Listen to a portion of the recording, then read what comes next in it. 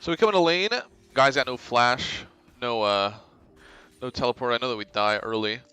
We're really looking to, obviously, I know that you said that you accidentally leveled up the wrong thing, and that's fine. But parry will give us the opportunity for like all-in potential at level 2 when we can slow him, because we really want to like try and slow his movement speed. We get some good trades, and then we get him low.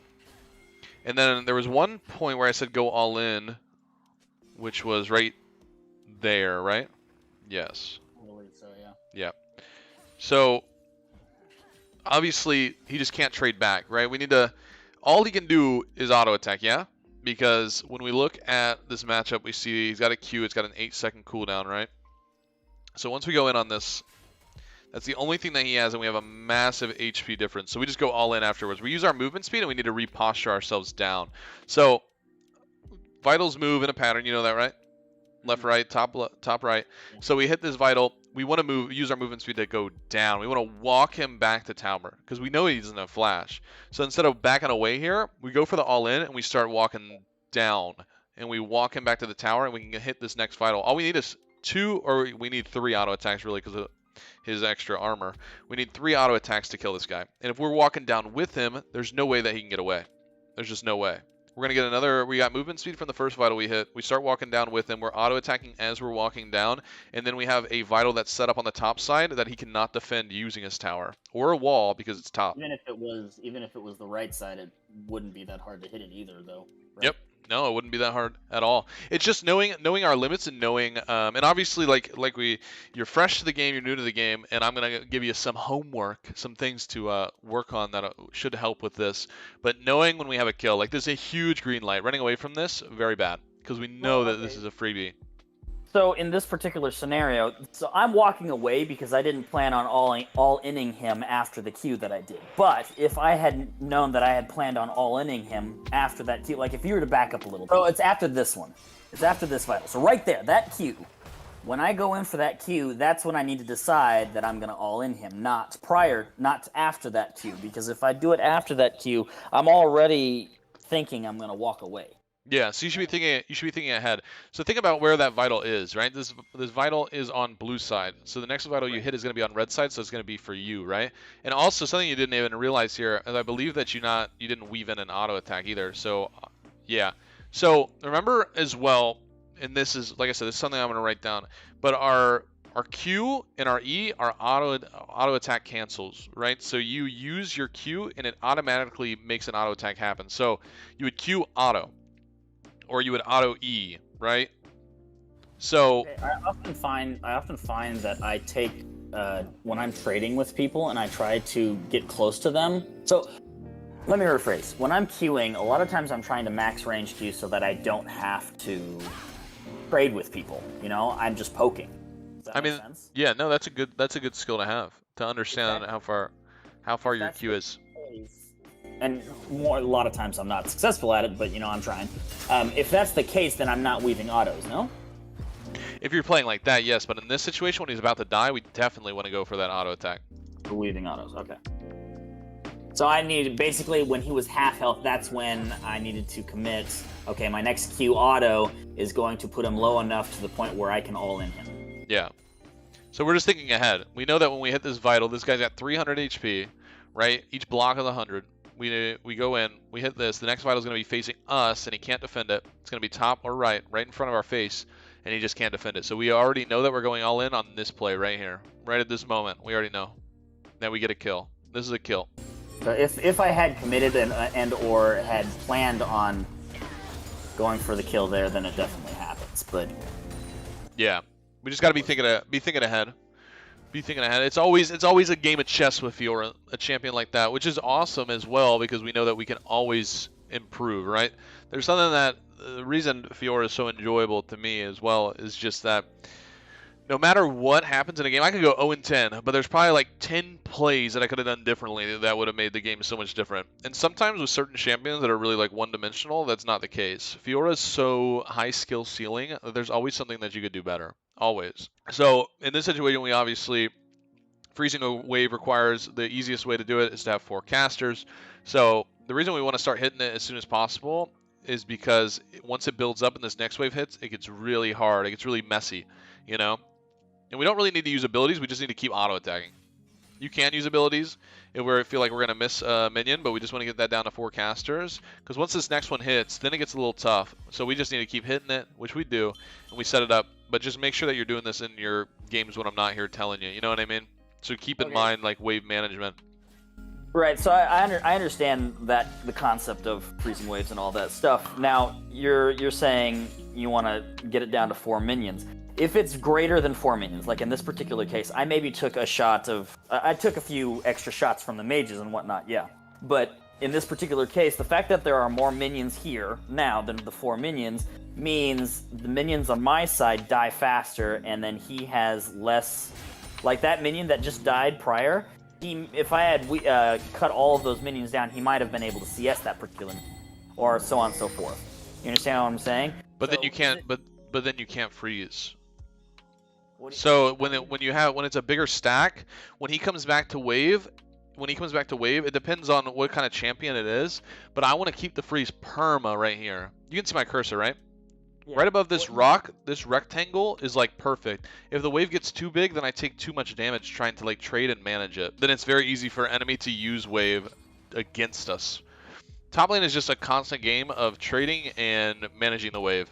Whoever's better will win the lane. So this was good because we got a recall on Cannon Wave, I believe. But you always want to recall on Cannon Wave.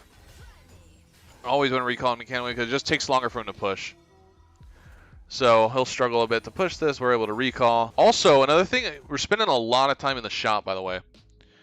A lot of time. I think that you would... I was waiting to heal.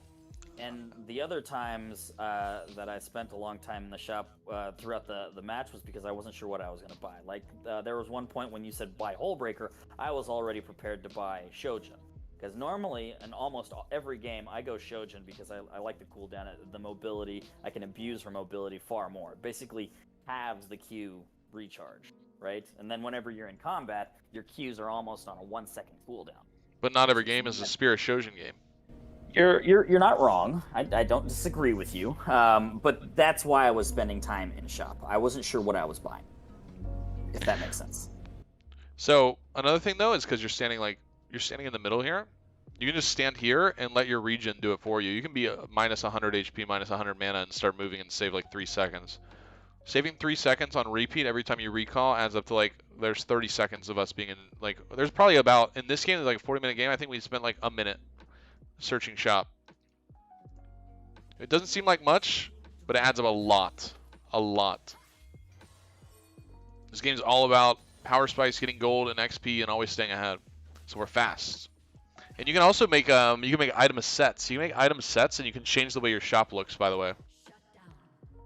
So that you only have Fiora items. I'll show it to you after.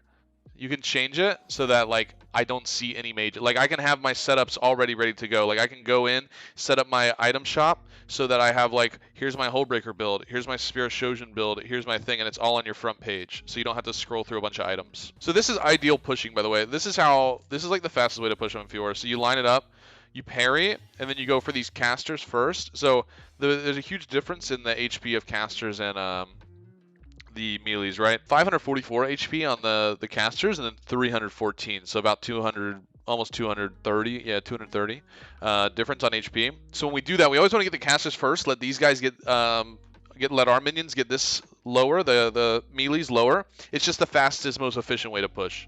It's gonna save us like 2 seconds, 3 seconds doing it that way. Maybe even more, honestly. And it creates this huge wave. This is almost like a pocket of safety, especially in the early game and in those initial like 7-8 levels. When you have these big waves, these minions do a lot more damage than you even realize. So when somebody tries to trade with you or think that they can kill you in like this massive wave, they're actually gonna take around 100 to 200 damage within that exchange of like an all-in play just from your minions. So imagine you're just creating this pocket. You're just creating this pocket as well of safety. So that's why we kind of slowed it down as well. So what we're trying to do, and this goes for like split pushing as well. This is kind of like interesting. This is really cool. So the reason we slow this down a bit and we wait for this, we like don't push this wave immediately and have these guys start pushing. You can see the pin. Is because we want this wave to catch with this wave, right?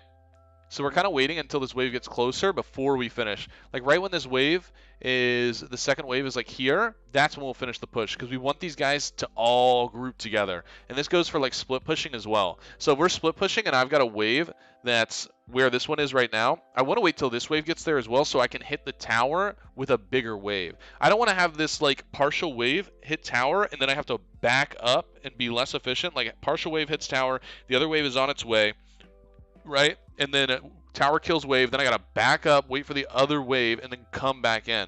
I just missed out on like 700, 800, 1,000, 1,200, 1,500, depends on how many items you have, damage that I could have been doing to the tower, all because I had to back up and wait 5-6 seconds to go back in and hit the tower. You know what I mean? Yeah. So that's a really, I don't get to talk about that much, that's fun.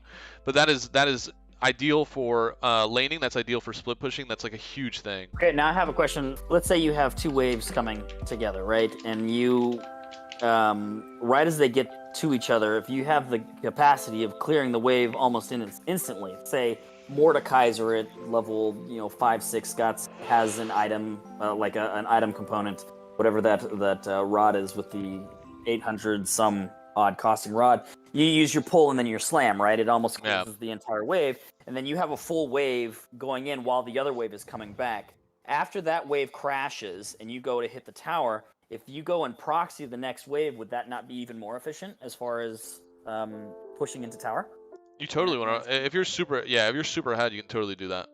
If you're super ahead. There's nothing wrong with proxying at all. Especially Mordekaiser, if you get a lead, you can just like sit here and like avoid. I mean, that's like you're 2-0, 3-0, and you're putting this guy out of the game, right? So let's say you slam this wave, and I've already got 2 kills on this guy, and this is like a level 5 Riven, and I'm level 7. I can totally stop this guy. That's huge. If you're ever able to proxy and sit right here, and then just have your minions die to the tower, then he misses out on so much golden XP. Well, even if it's just one wave, like so you crash a wave, right? And as this other wave is coming up, you take that whole wave before it even gets to their tower, and that's the only wave you're aiming to proxy. Like you're not aiming to stay there and proxy. Yeah, while you're waiting for next wave to hit tower. Right. Yeah, you can do that. Yes, you can do that. So this was good. I want you to get used to doing this as well, putting like vision. So the vision that I want, this one's fine. This or like you can like just walk to the rock and put it over the rock, as long as I can see where jungler is here. In this area. That's all I really care about is a ward right here. So not only obviously having that vision is super helpful for you, it's super helpful for your team, it's super helpful for your just everyone. Just to know where enemy jungler is, because if we know he's top side, then bot side might be able to go for an all-in play. Your jungler might be able to gank, or your jungler might be able to set up for a counter gank if he thinks that if this guy walks towards you, then your jungler can start working his way up. You know what I mean? So wards like that are super important, especially when we're not doing like a lot of times I see people will just get crash the wave and then they'll just stand there back and forth and wait for the next or for the wave to push back out to them, which is just doing nothing on the map. We're just wasting time. There's always something that you're gonna be doing on the map. So we just walk down, we get that, and then we can walk back, and that's perfect. Or we can go for a recall, whatever we want to do, right? This play, I wanted you to move when he was here. So when we see him, once he walks past this bush, he's already committed. So we see him because we have a ward here. Once he walks past it, we should start posturing this way because we have ulti and he does not. You know what I mean? Okay, so the reason I was waiting for him, and maybe this is incorrect, which obviously it is because you know what you're saying. The reason I was waiting for him to come up further or closer was so that if I do posture towards him and I start running, because I'm level 7, he's level 5. He doesn't take this one, or he can't take this one, right? Yeah, he just loses. If I start moving towards the bush, he just turns around and runs away. And eventually I would chase or catch him, but I'm not going to chase him for this entire wave, right? So once he's out of the bush though, he's already committed. You Q and you Q him, and then you R him, and then how does he get away? Well, he would unless you use a flash. Posturing that direction because there's a whole wave. No, like if you back up just a little bit.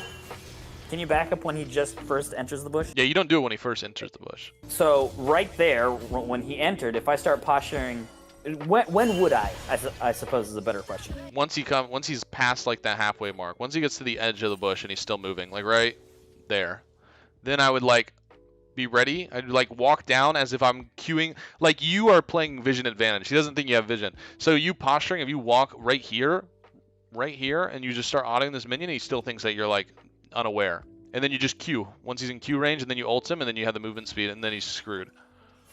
You know what I mean? It's just a quicker quicker time. So, I mean, obviously we kill him anyways. It's just like the littlest thing that gives us a little bit more time. Yeah, I would have queued him there if I didn't mess up the parry. You're right. But I messed up the parry and he cured me. But I see what you're saying, though. He hit 6 there, too. Which is fine, though, because we don't die. But there is 2 opportunities. So far, right, we had the level 2, and we've had this play as well. So we should have 2 kills right now. Should have 2 kills. Just something to think about. It's just really small things, right? Really small things that we are just missing out on. But it's huge when it comes down to it. We just win this. Yes. Also, If I'm gonna ult him, I should have ulted him. yeah, we don't need to ult. Yeah, okay. As long as you know. You should always, here's another thing. You should always start with ult. Always start with ult. Because even you finish the ulti, right? And then you continue the fight while you're healing in the circle. So in some cases, I use ult towards the end of a fight, like if somebody's running away, because I get some speed boosts to get to them. Like, I'll Q ult so I can get some movement speed. I've done that before. Is that incorrect? No, you should, I mean, seriously, you should always start with ult. You never ult. Okay. I understand. You're saying that you're trying to chase him and use the movement speed? That's fine. Right. So the reason I didn't need, basically I didn't need ult to kill him, but he runs away and I can't catch him unless I have a little extra movement speed. So I Q towards him. I don't hit the Q, but I am in range of an ult. I ult him. I get some movement speed, and then I can catch him essentially. But then the question is, why didn't we just ult when the fight started? Well, because I thought he would die, and I would win the fight without the ult. But you're right. But you always use ult first because that's just inherently how Fiora works. You get the 4 vitals, and then you keep fighting within your healing circle, and then you keep healing, and then it's impossible to lose. Yeah. So it's just bonus fighting power. This one I think we were trying to trade a little bit too much. We just want to get wave, and then once we parry, oh yeah, you did Q too far. So, Yeah. wasn't it too far? Yeah, you just overshot your Q. I remember this. So you'll see it now too, where you just Q way too far out. That's too far. Uh-huh. You gotta keep your movements really tight. Really tight. I swear to God, I've hit Qs further away than that. Oh, I know. But when we're like, especially when we're hitting vitals and stuff like that, it's always best to stay as close as possible when we're trying to hit them, unless you're doing those max range Qs in the laning phase. But in those situations, you just got to know when to do your short Qs and when to do your long Qs. He also has Gauntlet there. I should have, before I started fighting that, I should have looked, because he has Gauntlet there. Yeah, we didn't press tab a lot this game. Pressing tab is super important. You want to know what your enemy has for items, right? Mm-hmm. Because if enemy has like Bramble Vest or something like that, then you might lose. Well, you probably will lose. If this guy rushes Bramble, then you can't play the game. The only reason you're even able to play this game is because he doesn't go Bramble. If you go Bramble, you literally just have to suffer until you get Divine. And even then, it's a pain. So this was good. We started with ulti. This is good. But this is a good play regardless if we get the kill or not, because now he can't stay. So like when you start with ulti, even if they do get away, it doesn't matter. Because now you're full health and they're low health, and they have to decide, do I stay here and risk getting dove, or do I just recall and give up more plates, right? Like they have to make that decision. Then we just recall here, we just leave this wave. Now we have Divine, now we just win. Now we just, as long as he does not have Bramble, we just win. As long as we're patient and we just play off vitals, you're going to heal a ton. I believe the exact number is 179 for each 1.5 cooldown that you get on Divine. Every 1.5 second, and you hit a vital, 179 HP. And it's just on repeat, on repeat, on repeat. So it's huge. So I think we actually get I don't remember, I think we got a little. Yeah, we just play this like this. I know it looks scary, but notice, look at the actual numbers.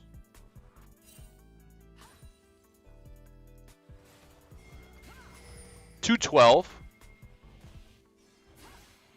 $135, $199. So you see what I'm saying? How you just don't have to be afraid. You can just keep doing that. Just off vital, off vital, off vital, off vital, and that's what dancing is. That's the term of like when you're playing Fiora. This is dancing. This is dancing.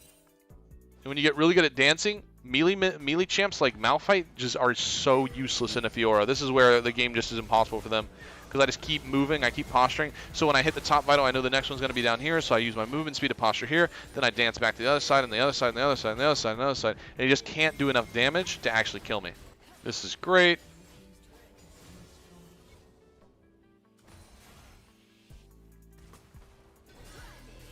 This is where this is one of my favorite plays of the game right here. Seeing the dance. So I probably could have run around a little more than just completely face tanking him there. Okay, here's where I died because I wasn't sure where the Annie was and I wasn't sure where to go. So this is just watching minimap, right? So we know this guy goes up. We see this guy go through here, and then we see Annie go through here. So what's going to be the best play? Would have been down. And down. I didn't actually see Annie go there. I knew she was missing it, and I had a feeling that's where she was headed. Mm-hmm. If I had flashed, and actually I probably could have flashed. So right here when Nocturne, he comes in, I Q here, and if I flash across that rock right there, I survive. An alternative would have been to flash into river from here, but I also stuttered a little bit. If I hadn't stuttered and been a little bit more deliberate about where I was going, I could have made it out of that. Mm-hmm. I do think that play is better just to flash. If you're gonna use flash, it's that way. If you don't want to use flash, you just go down and you should survive. Nobody ever expects you to just go down and then recall where they can't see you. You know what I mean? Mm-hmm. So I think it was just when we have vision, you see. So let's see what we see, right? This is what our vision. So we see Annie, and then we go over the wall, and then we see Annie walk. And it looks like she's going towards river. So that would have she's off vision now. She just went off vision when we're right here. So it looked like she was going river, which would just give me the green light to go run down. And you can also hug this, and they can't see. So if you sit in here, it actually fog of war. They can't see you until they actually come all the way down. By the way, if you sit in that little gap. Even in another game, I don't know that I would have seen the Annie. I would have seen the Annie at the wave. I knew the Annie was at the wave and was at middle, but I would not have seen them move because it was a split second of her walking, and I was too busy watching the what I was doing to try to not die. Yep. So, but I mean, I had the right idea because when I was walking down, the reason I stuttered there was because I was gonna walk down and then around, but then I thought the Annie was gonna be there, which is why I hesitated. And I should have, I don't know. I need to make decisions before I start doing things. Mm-hmm. We're playing zone defense right now, right, for Dragon. So we're stopping this guy like that.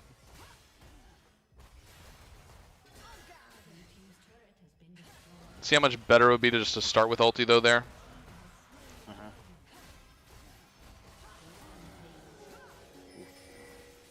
I actually don't think I had ulti during that because I was trying. Did you not? I think you did. Let me see. 16 seconds. Okay. You're good. We used it once we got it. That's fine. Like immediately as soon as I got it. Yep. Otherwise I would have. Because he's basically the Malphite because he's armor. He's the biggest target for ulti.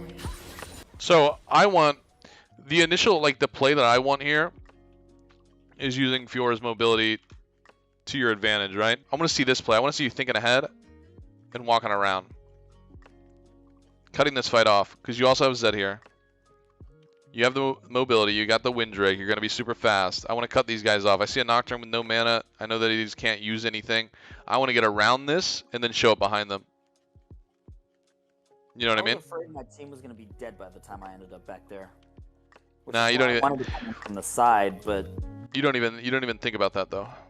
You just do it because if they push your team all the way up here, then you're still behind them. So you just posture behind them. That's what I wanted to see in this play, was the posture behind the enemy. Because if they push, they have to kill our teammates. They have to walk all the way into tower. So now they're just all gonna die to you anyway. You're gonna get a triple kill.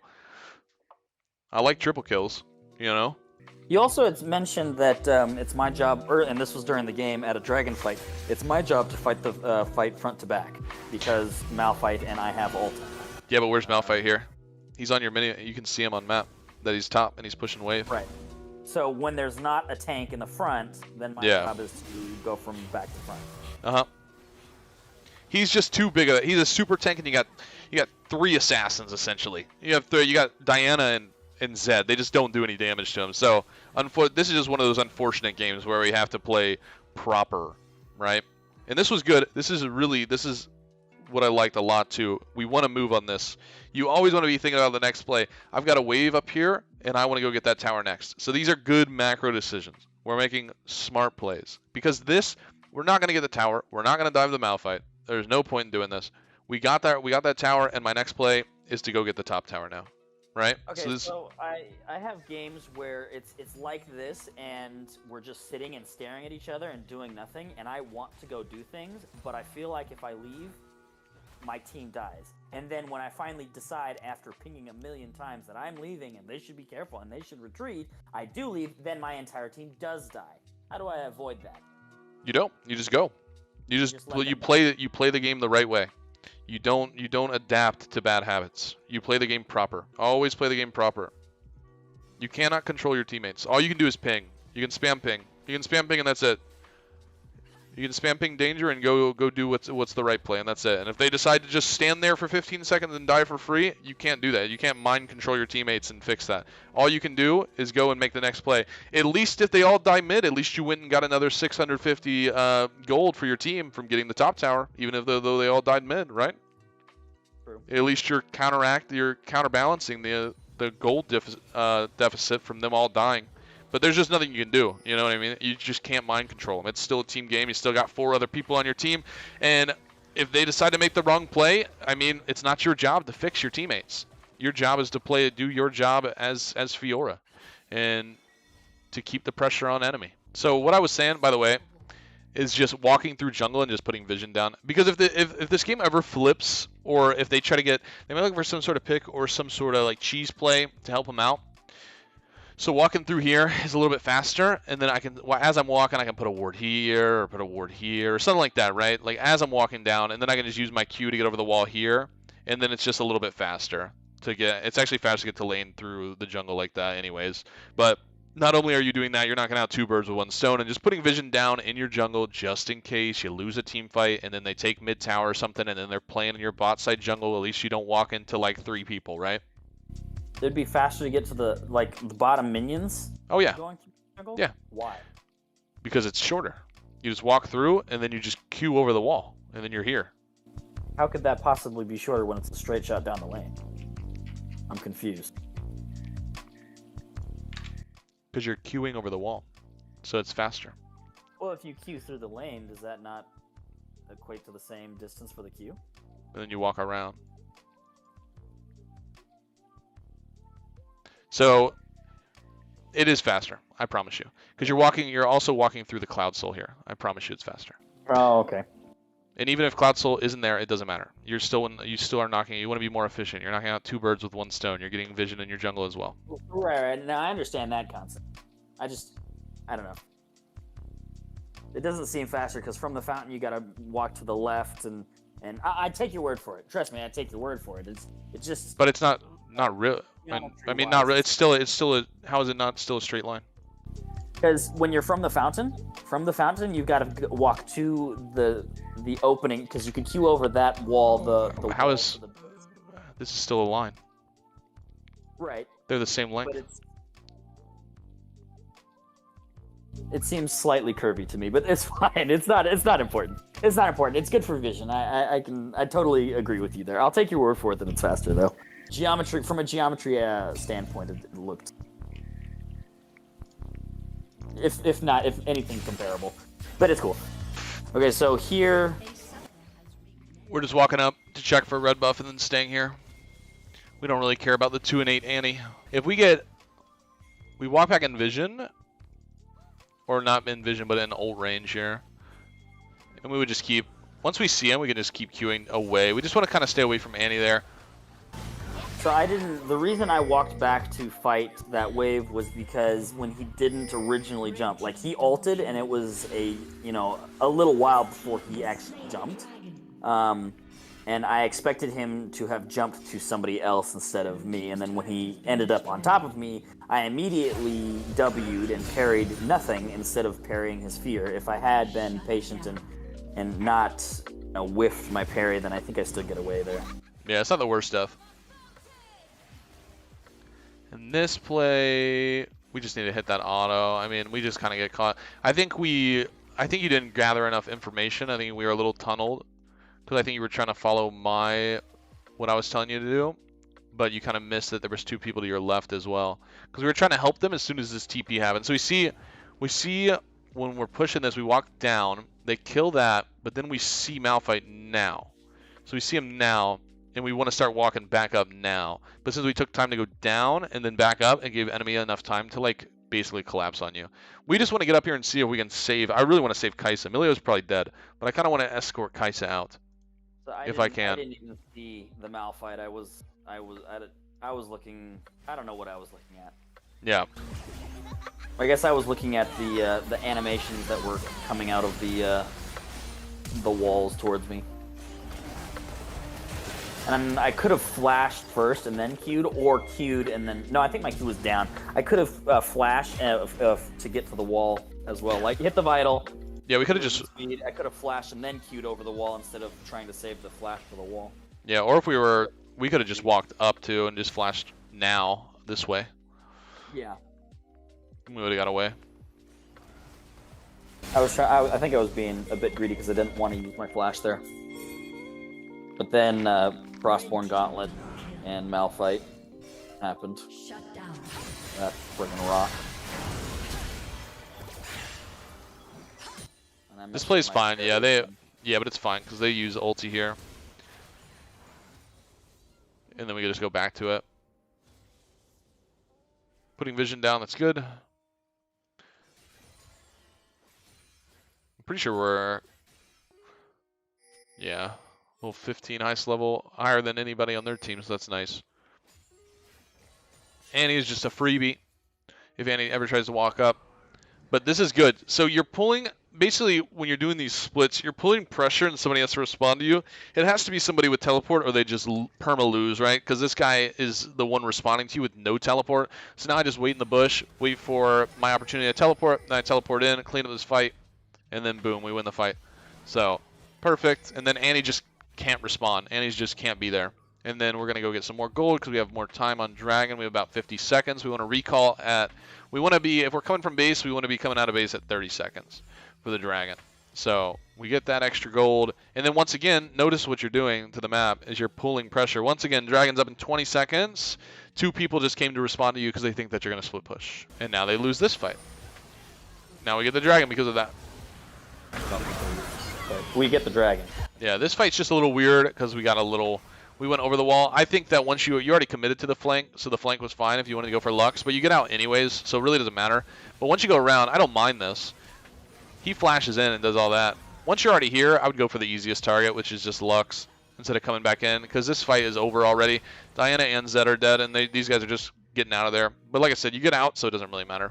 Even if you get that kill on Lux, might not even work out very well, to be honest. You could probably just go and push that wave, but... This is fine. We just do some trading and we hold this off, which is good. The wave is all the way down here, so they're wasting time anyways. Just something to think about as well is that they can't really do anything with this tower. We do kind of have to chunk Tibbers down a bit, but the wave is all the way down here, so they can't really get the tower anyways. But we survived, so that's good. Do you think they could, if there was nobody there, like neither myself nor Emilio, would they just four-man dive the tower for the tower? Would they be able to take the tower as 4 or no? They might, but I also don't even think they would think about it. Not even, like, actually. I don't even think they would think about it. Because Annie was backing until everybody, like, if we go back and look, like, it's just something that is completely ignored. Notice how Annie's just done. She's leaving because she thinks the fight's over. She doesn't even realize that Tiber's going to tank the tower. But then once we walk back up, she stops. You know what I mean? They wouldn't even have realized it. But this is just another, like, causing pressure, like 101. Even when you lose fights, as long as you have, like, prio and you keep these waves pushed out perma, they just can't do anything. Even if they win a fight, they can't get towers, they can't push for N, they can't push for inhibs, they can't do anything if their waves are never close enough to the tower. You know what I mean? Just never. Once again, we got the pressure going. In this play, we just know that we're going to get double, triple ulted, so it's just really hard. This guy flashes. We'd love to see that. So I'm really looking for it, yeah, just because I'm looking for anybody who might walk up and try and push that. Now, me personally, I would love this 1v2. I understand that it looks a little bit scary, but with neither of them having ults, I would just go, you ulted the right person, was Nocturne. But getting in this bush a little, like... Normally here, after 3 people, or after seeing 3 people, I would normally instinctually just leave. I wouldn't have run back into this bush. Especially without having vision in the jungle. You'll get used to it. Think going into that bush and waiting is still the play. I mean, I guess I get out anyways, but if I'm lower leveled or equal level, or if Nocturne is fed, I'm dead there. No? Yeah, but in this situation right here, right now, no ultis on them. You have ulti. 3 items, Hull Breaker, extra resistances, straight up 1v2. Fiora wins this. It's just something that will come with time. You're gonna eventually get to that assassin mindset. You're always gonna want to get picks like that. You're always gonna like walk away, make them think that you walked away, and you're really sitting in this bush as they push the wave, and then you just get a free kill. So I actually have another question though, in this particular fight. When I parried, I was trying to parry his spear. I didn't parry his spear, but then I parried after his spear. I had a forward-facing Vital, or a Vital facing me on Malphite, and then I had ulti on the Nocturne, and my parry only triggered 1 Vital. Does a skill only... The parry's just gonna... The parry's a stab. Yeah, it only hits one. Yeah, it only hits one. Still proc a Vital. It can't hit more than 1 Vital. Yeah, it only hits 1. It's a stab, right? So it's just 1, it's a spell. Well, yeah, but it's AoE damage. That's why I was thinking maybe it would hit multiple Vitals. AoE damage? It does damage to both of them, right? Like if you were to use it on a wave, it does damage to the entire wave, no? Not the champions. It only does damage to 1. Yeah. Oh, that's interesting. Is there a priority for it? Is it just the closest?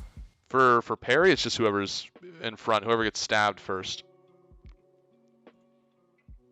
Whoever it hits first, whoever's in front. For champions, it's only gonna hit 1 target.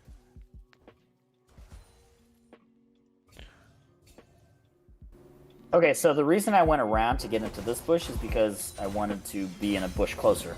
Is that it was just too slow, I guess, or? Nah, it's fine. I just wanted to go for it because when I see 3-item Fiora, 3-item Fiora just wins every single 1v1. So once again, just looking for any 1v1 pick opportunity that we could get. It just didn't work out, but it's fine. Like if Malphite's alone there, and also I didn't know he had Bramble. I just didn't know it because he hadn't been building it. If I knew that he had Thornmail like that, then there's just no reason to go for it. So here we just get this, we ignore.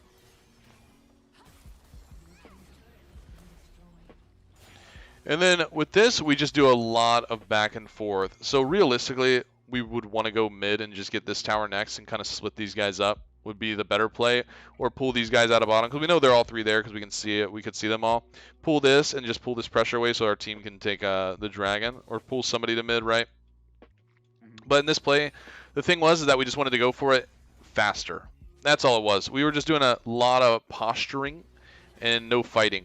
So anytime that Annie uses her stun is a time to look to go. So she's gonna use an ability right here, and this is when I want to look for Annie. Just ignore the Malphite, regardless. Basically, yeah, because he's just not gonna do damage to you. He's just not. So I would literally just walk into her and just ult her at that moment when she doesn't have stun up.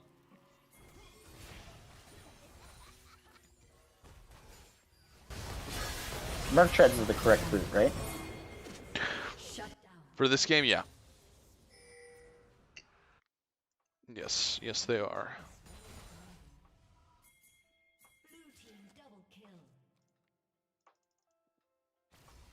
Back to the split.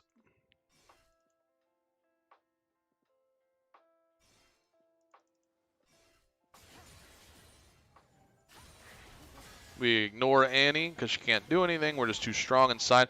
I mean, like, resistances go crazy when we're, like, solo. I mean, like, 233, 175, we're reducing, like, 70% of damage on both.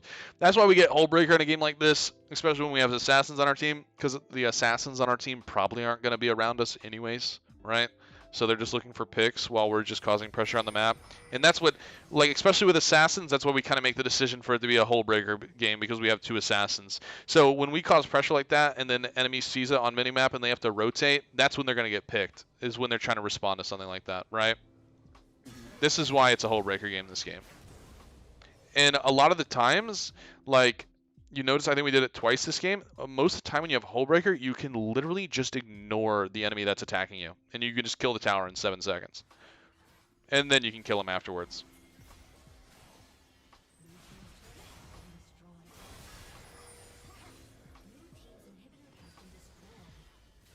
And the game's over. GG. Alright, I just sent you a wall of text. And I have that saved as well. I have to start streaming in 30 minutes, so I need to get ready. Do you have any other questions for me? I might eventually have some questions. Yeah, you can. Some text, but yeah, you can DM me. No problem. Cool. Well, but yeah, thanks. I appreciate it, and good luck in the streams. I'm sure I'll see you there. All right, brother. I'll see you in silver soon. All right. Yes, sir. All right. Have a good one.